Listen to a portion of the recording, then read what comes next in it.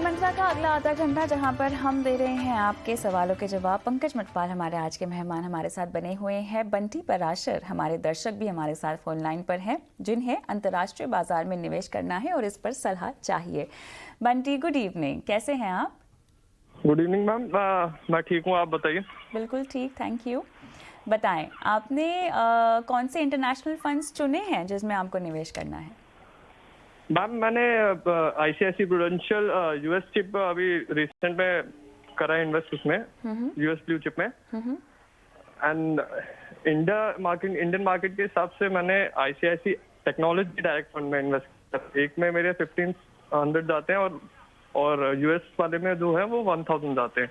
Okay. तो मेरा ये टारगेट है कि 45 to 50 के बीच में मेरे अप्रोक्सीमेटली 10 करोड़ होनी चाहिए, जिससे अगर मैं इसमें कितने और करूं या कोई और फंड्स में मुझे जाना चाहिए जिससे मेरे पास अच्छे 45 साल तक 10 करोड़।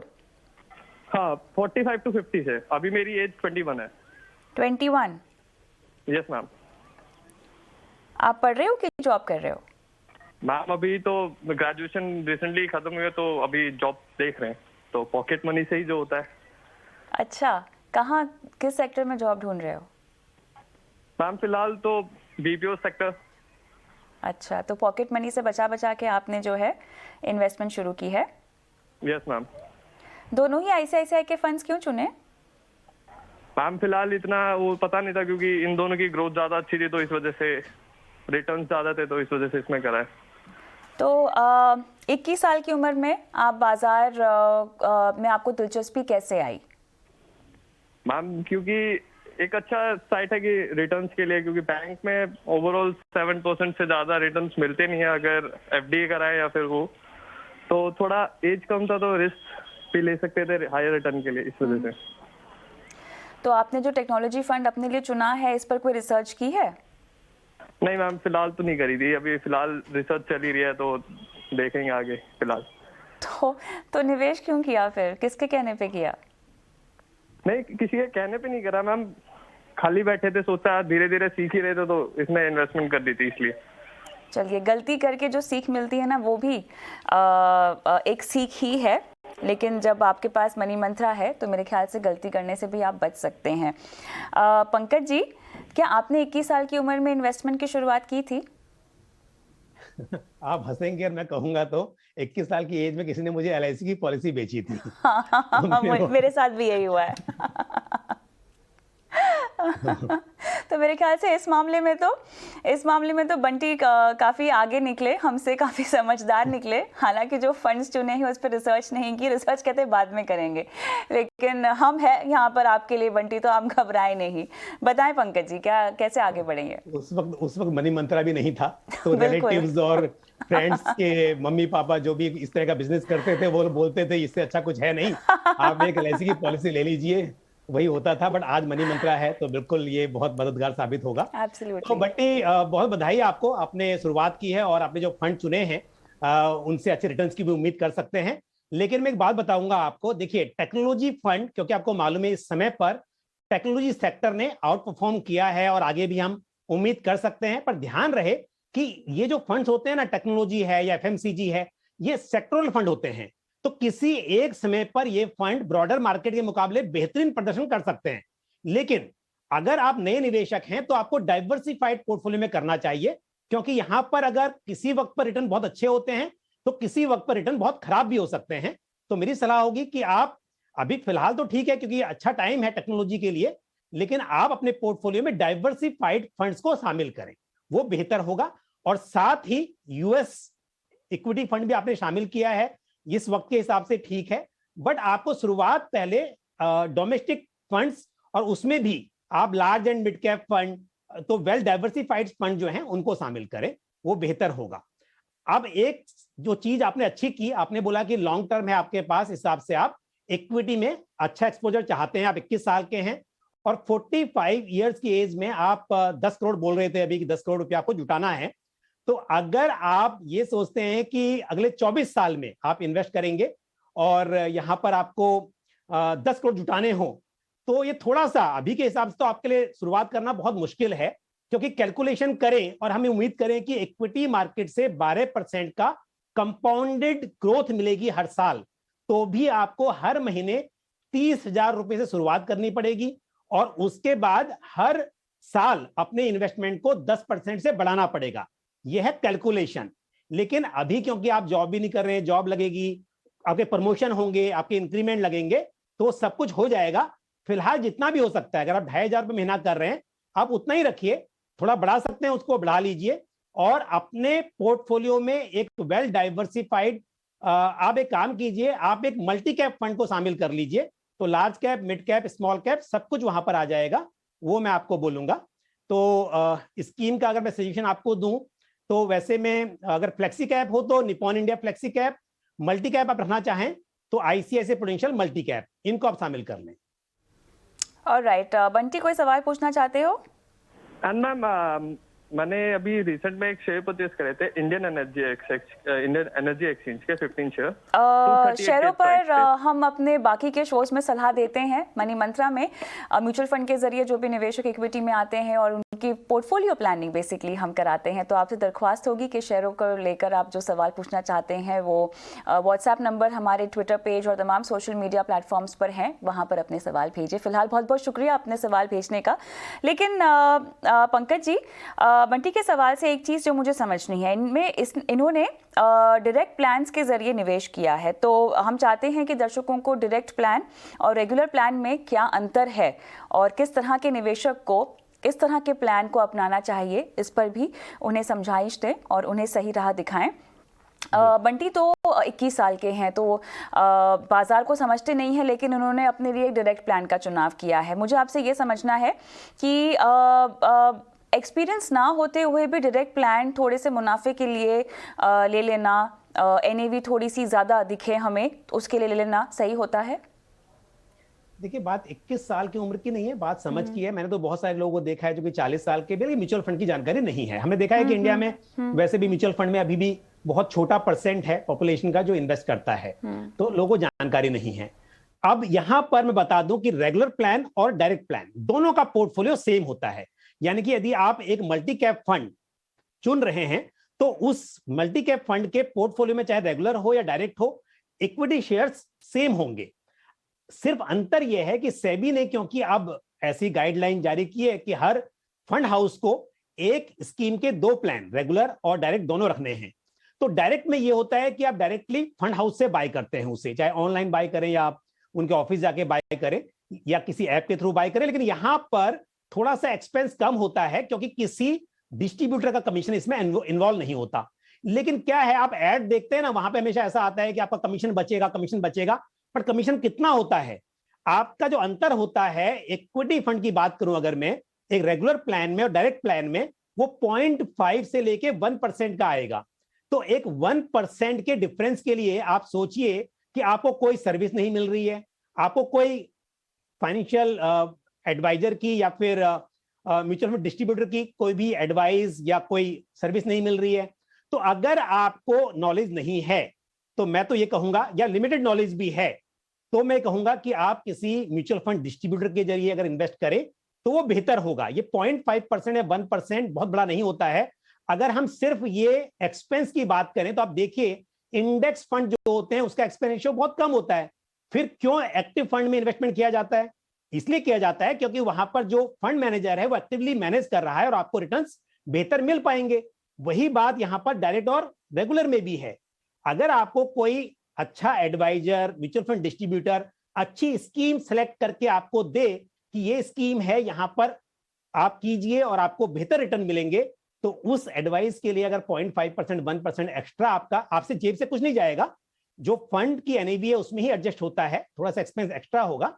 तो उसके लिए मेरी राय तो यही है कि जब तक आपको बहुत अच्छी नॉलेज ना हो, कब इन्वेस्ट करना है, एग्जिट करना है, कैसे करना है, किस तरह का पोर्टफोलियो होना चाहिए, तो आप मेरे हिसाब से एक एक्सपर्ट के साथ आगे बढ़े तो बेहतर होगा। चलिए आगे बढ़ते हैं और दर्शक हमारे शाकिब खान हमारे साथ फोन लाइन में है। शाकिब, कैसे हैं आप? जी मैडम, गुड इवनिंग। ठीक हूँ मैडम, आप कैसे हैं? गुड इवनिंग, मैं बिल्कुल ठीक हूँ, थैंक यू। कहाँ से बोल रहे हैं आप?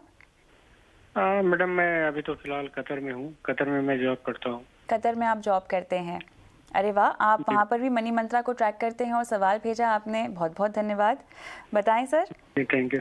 रिटायरमेंट प्लानिंग है आपकी और बच्चों की पढ़ाई लिखाई के लिए सवाल पूछना चाहते हैं, है ना?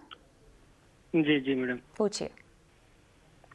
मैंने ऑलरेडी एसआईपी स्टार्ट किया हुआ है। पिछले 2 मंथ से मैं ग्रो ऐप से मैं इन्वेस्टमेंट कर रहा हूँ। ग्रो ऐप से, अच्छा। तो या और एक अलग पोर्टफोलियो मैंने डायरेक्ट एचडीएफसी से लिया हुआ है। ठीक है, उसमें तो आप डायरेक्ट मेरा स्टॉक्स में निवेश कर रहे हैं।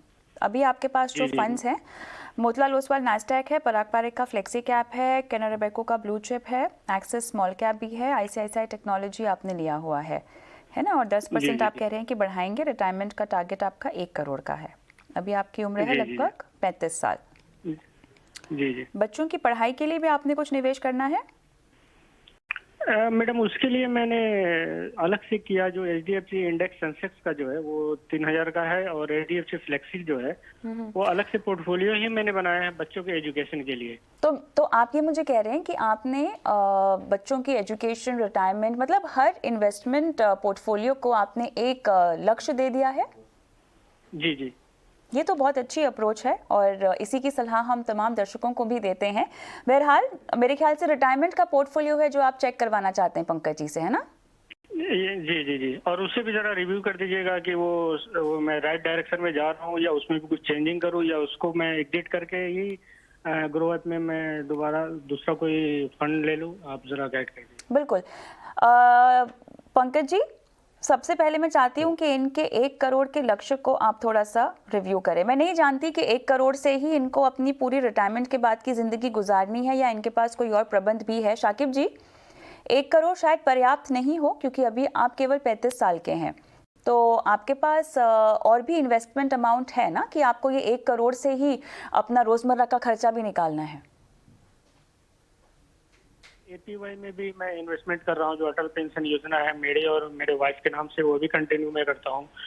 तो आपने और महंगाई का आकलन तो किया ही होगा ना आपने, कुछ सोच समझ के 1 करोड़ की फिगर?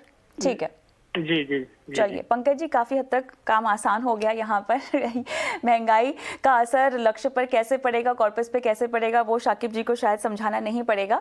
बताएं फंड्स कैसे हैं? बिल्कुल, देखिए फंड अच्छे हैं, लेकिन मैं फिर भी इसमें ऐड करना चाहूंगा कि क्योंकि इन्फ्लेशन को भी हर व्यक्ति अपने हिसाब से समझता है, मैं थोड़ा सा इसमें हाईलाइट कर दूं कि आज से 25 साल है, अगर 60 की उम्र मान की चलते रिटायरमेंट की, तो आप बहुत यंग हैं और उस वक्त पर आपको बड़े अमाउंट की जरूरत पड़ेगी। ध्यान रखिए आप कितना कर रहे हैं वो आप जानते हैं, लेकिन ध्यान रहे कि आपके पास मैं अगर जिस हिसाब कतर में रहते हैं, आपने जो इनकम बताई है, आपको 4-5 करोड़ रुपया इकट्ठा करना है, चाहे वो म्यूचुअल फंड के जरिए करे, कोई और तरह से करे, लेकिन आपका लक्ष्य जो हो वो इतना हो।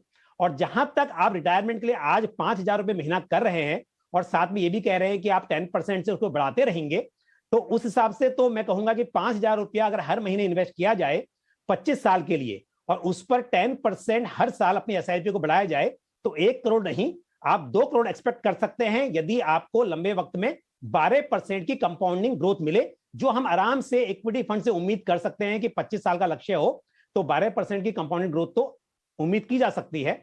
तो आप 2 करोड़ रुपए तो यहां से उम्मीद कर सकते हैं कि आप जुटा लेंगे और बाकी जो भी है एडिशनल वो आपको प्लान करना है। फंड का जहां तक सवाल है, आपके लार्ज कैप में 2 फंड हैं, तो मैं कहूंगा कि क्योंकि आपका एक्सपोजर मिड कैप में नहीं है, आपके पास कैनरा रोबेको ब्लू चिप भी है और साथ में आपने फ्लेक्सी कैप में भी किया हुआ, फ्लेक्सी कैप में Canara Robeco blue chip fund को अगर आप Canara Robeco emerging equity fund में स्विच कर दें तो ये बेहतर रहेगा। वो एक large and mid cap fund है, अच्छा फंड है, लंबे वक्त के हिसाब से मैं कहूंगा उस फंड में आप स्विच कर लें और बाकी फंड्स आपके पास जो भी हैं वो अच्छे हैं। चलिए शाकिब जी, और कोई सवाल पूछना चाहते हैं सर? जरा उसके बारे में बता दीजिए। जो एचडीएफसी इंडेक्स सेंसेक्स में मैं कर रहा हूँ और फ्लेक्सी कैप में कर रहा हूँ, उसका मेरा टारगेट 30 लाख का है बच्चों के एजुकेशन के लिए। तो सर ये सवाल वापस भेजेंगे आप एक बार, क्योंकि थोड़ी सी डिटेलिंग करनी होगी, थोड़ी सी वर्किंग करनी होगी, तो उसके समय लगेगा।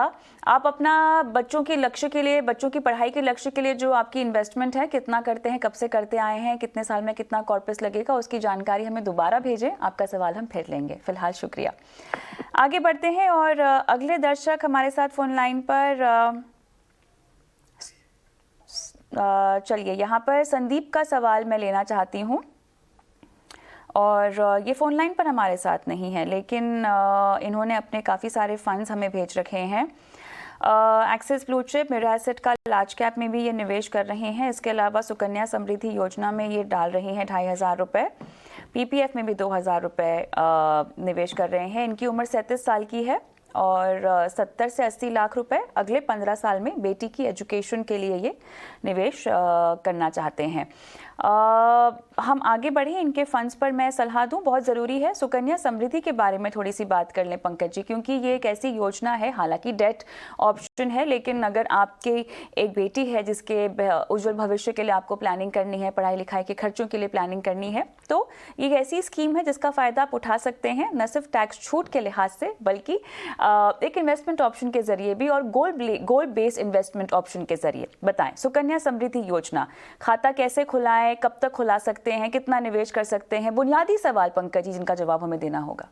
बिल्कुल, देखिए, अगर घर में बेटी है तो 10 साल से कम उम्र की बेटी है तो उसके नाम से अकाउंट ओपन किया जा सकता है, और यहाँ पर मैक्सिमम 2 बेटियों के नाम पर अकाउंट ओपन किया जा सकता है। बट अगर सेकेंड डिलीवरी के टाइम पर अगर ऐसे 2 मतलब ट्विंस हो तो ऐसे केस में 3 बच्चे भी हो सकते हैं, या पहली डिलीवरी में 3 बेटियां हो जाएं तो ऐसे केस में एक्सेप्शनली 3 बेटियों के नाम पे किया जा सकता है। अदरवाइज तो मैक्सिमम 2 बेटियां इसमें शामिल की जा सकती हैं।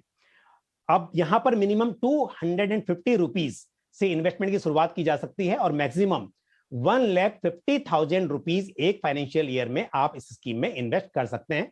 सरकारी स्कीम है, कोई रिस्क आपको नहीं है। जहां तक रिटर्न का सवाल है, रिटर्न यहां पर देखिए क्यों गारंटीड रिटर्न है, लेकिन जो भी इस तरह की स्कीम है उनमें सबसे बेहतर है यहां पर आपको आज की तारीख में, क्योंकि जो पोस्ट ऑफिस की स्कीम्स हैं या स्मॉल सेविंग स्कीम्स हैं, वहां पर जो इंटरेस्ट रेट है वो टाइम टाइम पर रीसेट होता है, और अभी जो है वो 7.60% है। तो पीपीएफ से भी 0.5% एक्स्ट्रा यहां पर इंटरेस्ट मिलता है, तो उस हिसाब से भी अच्छा है। और रिटर्न जो है वो टैक्स फ्री है, उस पर टैक्स आपको देना नहीं है। तो टैक्स रिटर्न 7.60%, और यस, इन्वेस्टमेंट पर under section 80C of income tax act tax में छूट भी मिलती है। विद इन 1.5 लाख की लिमिट जो होती है इन्वेस्टमेंट की, वहां पर भी इस स्कीम को शामिल किया जा सकता है। तो ये तो बात थी स्कीम के बारे में। अब खरीदना कैसे है, आप इसे पोस्ट ऑफिस से, बैंक से, सरकारी बैंक से और कुछ सेलेक्टेड प्राइवेट बैंक से भी बाय कर सकते हैं। तो बाय करना भी बहुत आसान है, और यहां पर जैसे आप म्यूचुअल फंड में एसआईपी करते हैं उसी तरह से बैंक को स्टैंडिंग इंस्ट्रक्शन अगर आप दे देंगे कि मुझे हर महीने इतना अमाउंट करना है, और साल में कुल मिला के वो 1.5 लाख ही हो, तो उतना अमाउंट आप हर महीने स्टैंडिंग इंस्ट्रक्शन दे देंगे तो आपके अकाउंट से डेबिट हो जाएगा और आपका इन्वेस्टमेंट हो सकता है। तो इस तरह से भी रेगुलर प्लानिंग भी की जा सकती है, और लमसम में आप जब चाहें तब करें, वैसा भी आप कर सकते हैं। तो किसी भी तरह से आप अकाउंट खोल सकते हैं, और एक बैंक से दूसरे बैंक में ट्रांसफर भी होता है अकाउंट। अगर आपने एक बैंक में खोला और कहीं का ट्रांसफर हो गया, आपके नजदीक में वो बैंक नहीं है, आप दूसरे बैंक में ट्रांसफर भी कर सकते हैं। तो मेरे हिसाब से हर माता पिता जिनके घर में बेटी है उन्हें इसमें इन्वेस्टमेंट करना चाहिए। रिटर्न मतलब बहुत अच्छे ऐसे उम्मीद ना करें, लेकिन आपके एक fix return guaranteed tax free आपको मिलते हैं, तो ये स्कीम कंसिडर की जानी चाहिए। ऑनलाइन खोल सकते हैं इसका खाता पंकज जी? सॉरी, मैं आपकी बात सुन नहीं पाया। ऑनलाइन खोल सकते हैं क्या खाता इसका?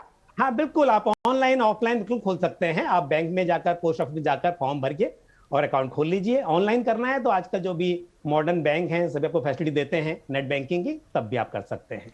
और एक बात और बता दूं, 21 साल का अकाउंट होता है ये। जब अकाउंट खोलते हैं वहां से मैक्सिमम 21 साल की मैच्योरिटी होती है, और पेमेंट जो होता है 15 साल तक कर सकते हैं। अकाउंट मेंटेनेंस चार्ज पे कुछ होता है अगर बीच में आपने मान लीजिए कोई किस्तें नहीं भरी हैं और आप कुछ समय के बाद वापस से इसको शुरू करना चाहते हैं, तो क्या ब्रेक देकर शुरू होता है? किसी साल में मिनिमम 250 रुपीज नहीं भरे तो उस केस में आपको पेनल्टी देनी होगी। अगले साल पेनल्टी देके फिर से आप इसको रिवाइव कर सकते हैं। उसके अलावा तो कोई मेंटेनेंस चार्ज सालाना नहीं देना होता ना? कोई चार्ज नहीं देना होता है। और 250 रुपीज इतना छोटा अमाउंट है, मुझे लगता है कि कोई गलती से भूल गया तब अलग बात है, अदरवाइज 250 रुपीज कोई भी भरकर अकाउंट को एक्टिव रख सकता है। मतलब किसी साल में 1.5 लाख किया और किसी साल में 1.5 लाख नहीं करने का माने पैसा नहीं है, तो सिर्फ 250 रुपीज रख के भी आप अकाउंट को एक्टिव रख सकते हैं। चलिए, बहुत बढ़िया। तो आपकी बेटी के लिए सुकन्या समृद्धि योजना, आप भले ही एक अलग से निवेश पोर्टफोलियो आपने बनाकर रखा हो जो कि इक्विटी में हो, सुकन्या समृद्धि योजना को भी आप कंसिडर कर सकते हैं। संदीप के सवाल पर मैं आती हूँ। पंकज जी बताएं, फंड्स में क्या बदलाव करें? बिल्कुल, देखिए फंड में यहाँ पर इनके पास भी 2 लार्ज कैप फंड हैं, तो मैं ये कहूँगा कि अभी इनको 5,000 बढ़ाने हैं। अगर बढ़ाने हैं तो 2 SIP स्टार्ट कर ले। एक इंटरनेशनल फंड इनके पास शायद नहीं है या देखना पड़ेगा। आपके पास अगर मुझे बताएंगे स्कीम में इंटरनेशनल फंड है इनके पास क्या? नेशनल फंड्स नहीं है। ओके, दो SIP में मैं कहूंगा कि एक स्मॉल कैप और एक मिड कैप को आप शामिल कर लें, क्योंकि लार्ज कैप ऑलरेडी है। एक स्मॉल कैप करे, एक मिड कैप करे, और मिड कैप में एक्सिस मिड कैप फंड या PGIM India mid cap fund को शामिल कर लें, और स्मॉल कैप फंड में आप ICICI prudential small cap fund या कोटक स्मॉल कैप फंड, इन फंड को शामिल कर सकते हैं। अच्छा, एक इनको जानना है कि इंडेक्स या फ्लेक्सी कैप, क्या इनको भी पोर्टफोलियो में शामिल करें? एक तो एक्सिस ब्लू चिप है, मिरर एसेट लार्ज कैप है, इसमें आपने कहा कि ये बने रह सकते हैं, है ना? हाँ, लार्ज कैप में मतलब बने रह सकते हैं, लेकिन क्योंकि 2 लार्ज कैप फंड है इसलिए मैं ये कह रहा हूं कि इनको एडिशनल जो करना है वो एक स्मॉल कैप और मिड कैप ऐड कर लेंगे तो पोर्टफोलियो इनका वेल डाइवर्सिफाइड हो जाएगा। चलिए, 70 से 80 लाख रुपए 15 साल में मेरे ख्याल से SIP की राशि बढ़ानी पड़ेगी। हाँ, अगर मैं कैलकुलेट कर रहा हूं यहाँ पर 12% के कंपाउंडिंग ग्रोथ पर, तो इन्हें 7,000 रुपए महीना करना चाहिए। ये 5,000 करना चाह रहे हैं जिन्होंने क्वेश्चन भेजा है, बट 7,000 करेंगे तो इनका ये लक्ष्य इनको पूरा हो पाएगा। चलिए आगे बढ़ते हैं और अगला सवाल मैं यहाँ पर लूंगी सुनील कुमार यादव का। नई दिल्ली से सवाल भेजा है इन्होंने व्हाट्सएप पर, फ़ोन पर अवेलेबल नहीं हो पा रहे हैं कॉल पर, लेकिन इनका सवाल हमारे पास है। SBI ब्लू चिप फंड में 3,000 रुपए की SIP, मिरर एसेट के इमर्जिंग ब्लू चिप में ये 2,500 रुपए हर महीना, मिरर एसेट का ही टैक्स सेवर है इनके पास जिसमें ये डाल रहे हैं 2,000 रुपए हर महीना। SBI स्मॉल कैप भी लिया हुआ है 4,000 रुपए हर महीना। SBI का टेक्नोलॉजी अपॉर्चुनिटी फंड भी है इनके पास जिसमें ये निवेश कर रहे हैं 2,500 रुपए हर महीना, और 10 साल में इनको चाहिए 1 करोड़, 20 साल में चाहिए इनको 2 करोड़। फंड्स के लिहाज से बताएं बदलाव कहाँ कहाँ पे इन्हें करना चाहिए? निवेश तो साफ तौर से बढ़ाना ही होगा, लेकिन 10 साल में 1 करोड़ बहुत ही टाइट लक्ष्य नहीं है इनका? बिल्कुल, देखिए ये तो अभी पॉसिबल नहीं हो पाएगा। ट्रूली स्पीकिंग, जितना उन्होंने पैसा बोला है कर रहे हैं उस हिसाब से तो बहुत दूर है। अगर हम अगेन इक्विटी में 12% का CAGR एक्सपेक्ट करें तो 10 साल में लगभग 32 लाख रुपए जुटा पाएंगे, क्योंकि 14,000 रुपए पर मंथ की SIP कर रहे हैं। तो लक्ष्य से तो बहुत दूर हैं, इनको बढ़ाना पड़ेगा। या तो समय बढ़ाएं या अमाउंट बढ़ाएं, तो तभी ये संभव हो पाएगा। दूसरी बात, स्कीम में भी कविता आपने देखा होगा कि एक ही AMC की मल्टीपल स्कीम में कर रहे हैं। जो हमारा सजेशन होता है कि आपको अगर अलग अलग फंड मैनेजर्स की एक्सपर्टीज का फायदा लेना है तो आप अलग अलग फंड हाउसेस की स्कीम में इन्वेस्ट करें, वो बेहतर है। एक ही फंड हाउस की बहुत सारी स्कीम में ना करें। और इनके पोर्टफोलियो में मैं सलाह दूंगा कि एक फ्लेक्सी कैप फंड और एक इंटरनेशनल फंड को शामिल कर लें। फ्लेक्सी कैप फंड में निपॉन इंडिया फ्लेक्सी कैप और PGIM इंडिया फ्लेक्सी कैप, ये 2 फंड में से कोई भी एक फंड ले लें। और इंटरनेशनल फंड में ICICI prudential US blue chip fund को आप शामिल कर लें, ये अच्छा रहेगा। और साथ ही आप एक Aditya Birla sun life global excellence equity fund को भी शामिल कर सकते हैं, वो भी एक अच्छा इंटरनेशनल फंड है। चलिए, हमारे साथ फोन लाइन पे नहीं है तो मेरे ख्याल से कुछ अगर बारीकी से इनको पूछताछ करनी होगी तो शो देखने के बाद शायद व्हाट्सएप कर सकते हैं, लेकिन हम आगे बढ़ें और अगले सवाल की ओर जाएं। पंकज जी, जान लेते हैं आज का निवेश का गुरु मंत्र। बिल्कुल,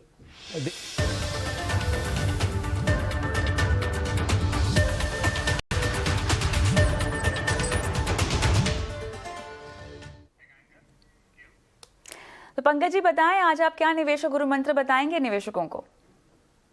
कह रहा हूं कविता कि अपना आर्थिक लक्ष्य पहले तय करें और तभी उस हिसाब से इन्वेस्टमेंट करें, क्योंकि यदि आपको अपना लक्ष्य नहीं पता है और आप इन्वेस्टमेंट करना शुरू कर देते हैं तो ये ऐसा है कि आपको ये नहीं पता कि मुझे जाना कहाँ है, पहुंचना कहाँ है, और आप किसी भी गाड़ी में चढ़ गए। तो इसके लिए पहले फाइनेंशियल गोल सेट करें और उसके बाद उस गोल के हिसाब से आप अपने स्कीम्स का चुनाव करें, असेट क्लास का चुनाव करें। चलिए, तो ये रहा आज का निवेश का गुरु मंत्र। आखिर के 2 मिनट बचे हैं पंकज जी शो में, और प्रवीण का सवाल मैं लूंगी। इनकी उम्र 46 साल की है और 6 साल के बाद इन्हें चाहिए 25 लाख रुपए, और 25,000 की ये SIP भी कर रहे हैं। फंड्स की डिटेल्स आपके पास है और बाकी तमाम डिटेल्स हम स्क्रीन पे फ्लैश कर रहे हैं। बताएं, 7 फंड्स हैं इनके पास, कहाँ कम करें? कविता, देखिए, इनका जो लक्ष्य है वो तो संभव है कर पाना, जितना इन्वेस्टमेंट कर रहे हैं, और साथ में लक्ष्य भी, टाइम भी काफी है। स्कीम आप एक बार रिपीट कर दे तो अच्छा रहेगा मेरे पास। जी बिल्कुल, मैं आपको बता सकती हूँ। इन्होंने Kotak emerging equity, Tata digital India, ICICI Pru का मल्टी एसेट है, ABSL multi cap, Axis blue chip, Axis का ही ग्रोथ अपॉर्चुनिटी है, एक्सिस का ही स्मॉल कैप है, टाटा का स्मॉल कैप भी है। 8 फंड्स है, माफ कीजिएगा, इनके पास तो। हाँ, तो फंड इनके पास बहुत ज्यादा है मेरे हिसाब से, और स्मॉल कैप फंड है लेकिन इंटरनेशनल फंड नहीं है। तो मैं यही कहूंगा 2 स्मॉल कैप में से आप टाटा स्मॉल कैप फंड को आप स्किप कर सकते हैं, उसकी जगह पे इंटरनेशनल फंड को ऐड कर लीजिए, और बाकी तो फंड ठीक ठाक है, कोई दिक्कत नहीं है, और जो अमाउंट कर रहे हैं वो भी सफिशिएंट है गोल को अचीव करने के लिए। स्मॉल कैप में बने रहे, एक से निकला नहीं जा सकता। इनके पास 2 है ना, तो एक मैंने बोला कि टाटा स्मॉल कैप को कैंसिल कर दें। बिल्कुल, और ABSL मल्टी कैप और ICICI प्रू का मल्टी एसेट, इसमें रह सकते हैं। हाँ, इन दोनों में रह सकते हैं, दोनों अलग अलग फंड हैं। ये एक मल्टी कैप फंड है, मल्टी एसेट में आपका मल्टीपल एसेट में कि इक्विटी, डेट और साथ में गोल्ड, इस तरह के एसेट में इन्वेस्ट होता है, तो उसको रख सकते हैं पोर्टफोलियो में। चलिए, आगे चलकर अगर आपको कुछ जोड़ना हो तो इंटरनेशनल फंड जोड़ने की सलाह दी जा रही है, वरना तो आप प्रवीण फंड जोड़ने से थोड़ा सा परहेज ही करें। पंकज जी, बहुत बहुत शुक्रिया, समय निकाला आपने, दर्शकों को गाइड किया उनके फाइनेंशियल पोर्टफोलियो के लिए। और मनी मंत्रा में मुझे भी इजाज़त दें, लेकिन अपने सवाल हम तक पहुँचाते रहें। व्हाट्सएप करें, और व्हाट्सएप पर 9619873567 हमारा नंबर है, जहाँ पर आप अपनी फाइनेंशियल रणनीति बनाना चाहते हैं, शुरू करना चाहते हैं, या उसमें आगे बढ़ना चाहते हैं। आपका इन्वेस्टमेंट अभी कितना है और कब से कर रहे हैं, तमाम बारीकियां अपने सवाल को लेकर हमें भेजें। नमस्कार।